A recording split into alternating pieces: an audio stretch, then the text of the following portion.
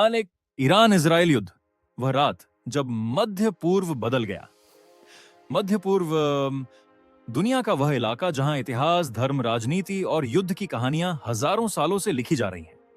लेकिन साल 2026 में जो हुआ, उसने पूरी दुनिया को एक ऐसे डर के सामने खड़ा कर दिया जिसकी कल्पना भी बहुत लोगों ने नहीं की थी।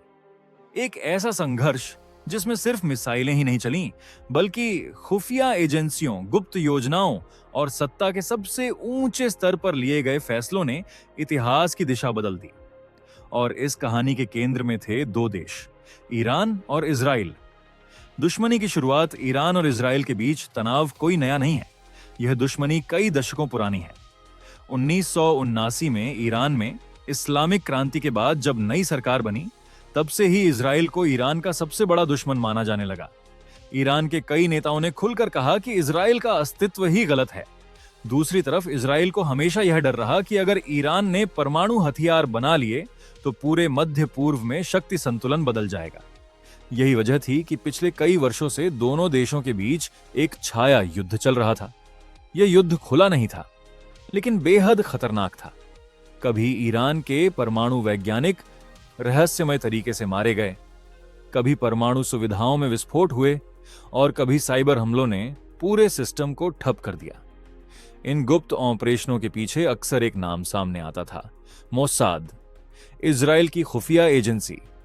बढ़ता हुआ खतरा 2025 के अंत तक हालात तेजी से बदलने लगे थे।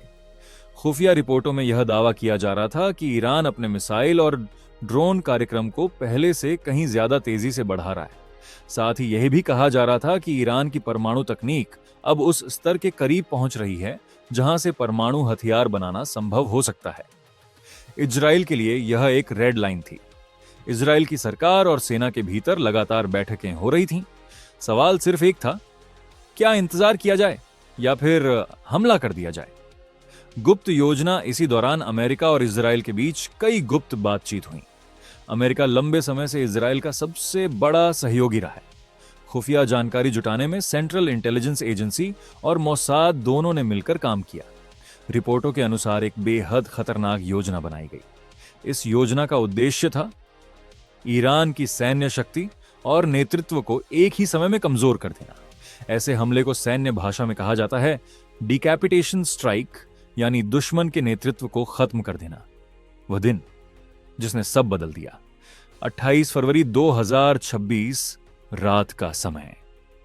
मध्य पूर्व के आसमान में अचानक हलचल शुरू होती है। रडार सिस्टम कुछ सामान्य गतिविधियां पकड़ते हैं, लेकिन इससे पहले कि पूरी स्थिति समझी जाती, आसमान से आग बरसने लगती है।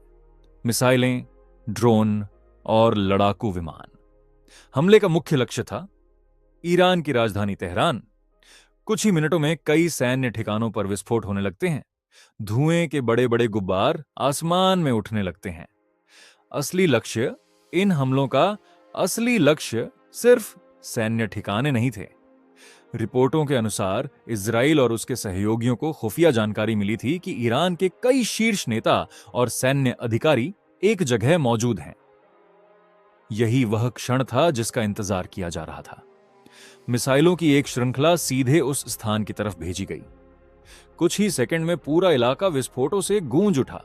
सबसे बड़ा झटका जब धूल और धुआं थोड़ा साफ हुआ तो खबर सामने आई जिसने पूरी दुनिया को हिला दिया। ईरान के सर्वोच्च नेता अली खामनेई हमले में मारे गए थे। उनके साथ कई शीर्ष सैन्य अधिकारी भी मारे गए। यह ईरान के लिए एक बहुत बड़ा झटका था, क्योंकि सुप्रीम लीडर सिर्फ एक राजनीतिक नेता नहीं होते, बल्कि देश की सेना, विदेश नीति और रणनीति के सबसे बड़े निर्णय उन्हीं के हाथ में होते हैं। पूरे देश में सदमा यह खबर फैलते ही पूरे ईरान में शोक और गुस्से का माहौल बन गया। लाखों लोग सड़कों पर उतर आए। सरकार ने इसे सिर्फ हमला नहीं, बल्कि युद्ध की घोषणा बताया।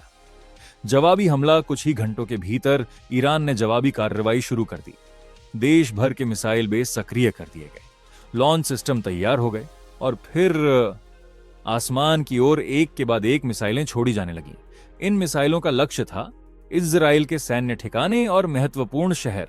मध्य पूर्व में डर, अब हालात पूरी तरह बदल चुके थे।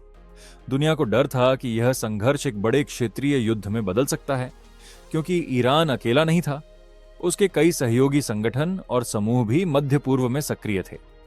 दूसरी तरफ इजराइल को अमेरिका का समर्थन हासिल था। नया नेतृत्व सुप्रीम लीडर की मौत के बाद ईरान में सत्ता का संकट पैदा हो गया। कुछ समय बाद नया नेता घोषित किया गया, मोज्तबा खामेनेई। लेकिन इस फैसले ने देश के अंदर और बाहर कई सवाल खड़े कर दिए।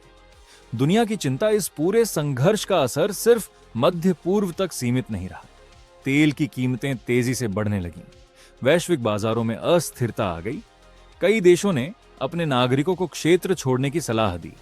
सबसे बड़ा सवाल आज भी दुनिया के सामने सबसे बड़ा सवाल यही है, क्या यह संघर्ष यहीं रुक जाएगा या यह एक ऐसे युद्ध में बदल सकता है जो पूरे मध्य पूर्व को आग में झोंक दे? मध्य पूर्व के इतिहास में कई युद्ध हुए हैं, लेकिन हर बार एक डर बना रहता है कि कहीं अगला युद्ध दुनिया का सबसे बड़ा युद्ध न बन जाए। और शायद यही कारण है कि जब भी ईरान और इजराइल के बीच तनाव बढ़ता है, पूरी दुनिया की नजरें उसी दिशा में टिक जाती हैं, क्योंकि वहां होने वाली हर घटना इतिहास की दिशा बदल सकती है। लेकिन कहानी यहीं खत्म नहीं होती। ईरान के सर्वोच्च नेता अली खामेनेई की मौत के बाद पूरे देश में सिर्फ गुस्सा ही नहीं था, बल्कि एक बड़ा सवाल भी था, यह हमला इतना सटीक कैसे था? क्योंकि जिस जगह हमला हुआ वह कोई सामान्य इमारत नहीं थी। वह एक अत्यधिक सुरक्षित स्थान था जहां तक पहुंचना लगभग असंभव माना जाता था। इसका मतलब साफ था, हमले से पहले किसी को अंदर की जानकारी थी। और यहीं से शुरू होती है इस कहानी की सबसे खतरनाक परत, जासूसी। खुफिया युद्ध विशेषज्ञों का मानना है कि इस पूरे ऑपरेशन के पीछे महीनों नहीं, बल्कि कई सालों की तैयारी थी। इजराइल की खुफिया एजेंसी मोसाद लंबे समय से ईरान के अंदर गुप्त नेटवर्क बनाने की कोशिश कर रही थी। इन नेटवर्क का काम था सैन्य ठिकानों की जानकारी जुटाना, वैज्ञानिक और अधिकारियों की गतिविधियों पर नजर रखना और सही समय पर हमले के लिए लक्ष्य तय करना। कहा जाता है कि आधुनिक युद्ध में सबसे खतरनाक हथियार मिसाइल नहीं, बल्कि सूचना होती है। और इस बार भी यही हुआ। अंदरूनी डर। हमले के बाद ईरान की सुरक्षा एजेंसियों ने तुरंत जांच शुरू कर दी। उन्हें शक था कि देश के अंदर कोई ऐसा व्यक्ति या समूह हो सकता है जिसने दुश्मन को जानकारी दी। इस वजह से कई अधिकारियों और सुरक्षा कर्मचारियों से पूछताछ की गई। कुछ लोगों को गिरफ्तार भी किया गया। लेकिन असली सच्चाई क्या थी, यह आज भी एक रहस्य बना हुआ है। जवाबी रणनीति। सुप्रीम लीडर की मौत के बाद ईरान ने साफ कर दिया कि वह इस हमले को भूलने वाला नहीं है। नई सैन्य रणनीति तैयार की गई। मिसाइल बेस को हाई अलर्ट पर रखा गया और पूरे क्षेत्र में ईरान के सहयोगी समूहों को भी सक्रिय कर दिया गया। यह संदेश साफ था, अगर युद्ध बढ़ा तो उसका असर सिर्फ एक देश पर नहीं होगा। इजराइल में भी तनाव, दूसरी तरफ इजराइल में भी हालात सामान्य नहीं थे। सरकार ने पूरे देश में आपातकाल जैसी स्थिति बना दी। हजारों रिजर्व सैनिकों को बुलाया गया, मिसाइल डिफेंस सिस्टम सक्रिय कर दिए गए और लोगों को बंकरों के पास रहने की सलाह दी गई, क्योंकि सभी जानते थे ईरान का जवाब खतरनाक हो सकता है। दुनिया की नजर इस पूरे घटनाक्रम को दुनिया के लगभग हर देश ने बेहद गंभीरता से लिया। संयुक्त राष्ट्र में आपात बैठक बुलाई गई। कई देशों ने दोनों पक्षों से संयम बरतने की अपील की। लेकिन इतिहास बताता है, जब दो बड़े दुश्मन आमने सामने आ जाते हैं तो हालात बहुत तेजी से नियंत्रण से बाहर भी जा सकते हैं। एक और डर इस संघर्ष से जुड़ा सबसे बड़ा डर था, परमाणु युद्ध का खतरा। अगर यह युद्ध पूरी तरह फैल जाता तो इसमें कई और देश भी शामिल हो सकते थे और मध्य पूर्व का यह संकट दुनिया की सबसे बड़ी भू राजनीतिक टकराव में बदल सकता था। अनिश्चित भविष्य। आज भी विशेषज्ञ यही कहते हैं कि यह संघर्ष सिर्फ एक सैन्य घटना नहीं है, यह उस लंबे संघर्ष का हिस्सा है जो कई दशकों से मध्य पूर्व की राजनीति को आकार देता रहा है। ईरान और इजराइल के बीच भरोसे की कोई जमीन नहीं है और यही वजह है कि हर छोटी घटना भी एक बड़े संकट का रूप ले सकती है। अंतिम सवाल। इतिहास हमें बार बार यह सिखाता है कि युद्ध शुरू करना आसान होता है, लेकिन उसे रोकना बेहद कठिन। आज भी दुनिया के सामने वही सवाल खड़ा है, क्या यह संघर्ष यहीं रुक जाएगा या फिर यह आने वाले वर्षों में एक ऐसे युद्ध का रूप ले सकता है जो पूरी दुनिया को प्रभावित करेगा?